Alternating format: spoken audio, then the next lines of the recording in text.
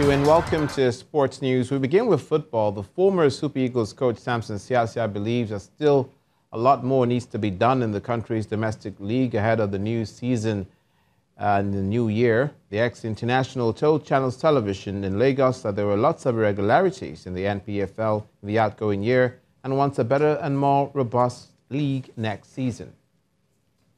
Better, starting from our league, the league didn't even end. You declare the winner. Is that how it's done anywhere else in the world? Well, we're not criticizing anybody, but we just want to make sure our league is a better one. First, we don't have fields to play on. We travel 12 or 15 hours to play games. Come on, you can never get a good result or get the players to play well like they're supposed to. In England and other parts of the world, any travel more than 2-3 hours, you fly. We can do that too. We have to just organize the process, from one state to the other. That's why you cannot see Nigerian players giving their best, and we don't have a good playing field. Super Falcons forward Rasheedat Ajibade has joined the Norwegian club on a 2-year deal. The 19-year-old, who has represented her country at all levels, sealed the move from Nigerian women's Premier League club FC Robo Queens.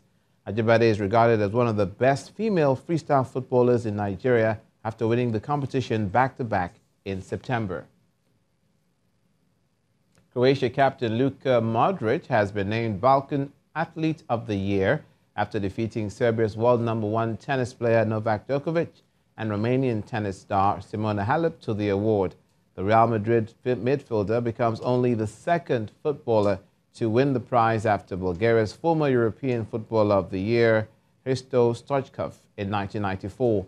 Ballon d'Or winner won the UEFA Champions League and the FIFA Club World Cup with Real Madrid, as well as being instrumental in helping Croatia reach the World Cup final in Russia.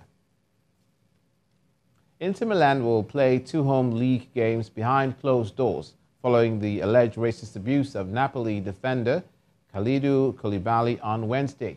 The Italian side will also play a 3rd match at the San Siro without opening the curva section of the ground, popular with fans known as ultras.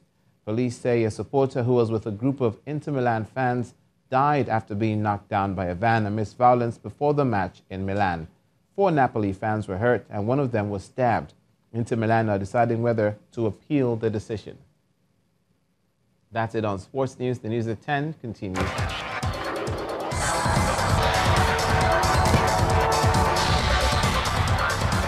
The Democratic Republic of Congo has expelled the EU ambassador to the country, Bart Overy. The move is in response to the recent renewal of EU sanctions against Congolese officials, including the ruling coalition candidate in the upcoming presidential election. The decision was announced by the Foreign Ministry after a meeting with the foreign ambassador in Kinshasa and comes 2 years after sanctions were first imposed and just 3 days before the long-anticipated elections is due to take place.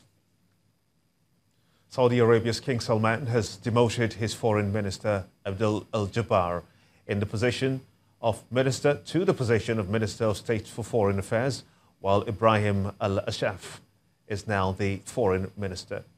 Jabbar has been prominent in presenting Riyadh's stance concerning the murder of Saudi journalist Jamal Khashoggi in the Saudi consulate in Istanbul in October. He even accused Western media of hysteria in the coverage of the Khashoggi's case. Riyadh denies the ruling royal family had anything to do with the Khashoggi's death, blaming rogue agents instead. Khashoggi himself was an outspoken critic of the ruling family.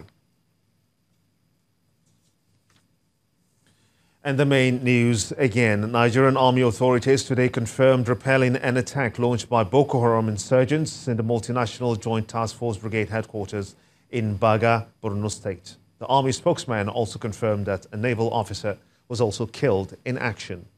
Also today, the People's Democratic Party challenged President Muhammadu Buhari to drop his re-election bid or explain the huge shares acquired by some members of his family in major companies. In reaction, the presidency denied all the accusations and challenged the PDP to produce evidence. And that's how it's been on the news at 10 tonight. I want to thank you for being a part of it. On behalf of all of us here, have a splendid night. Good night.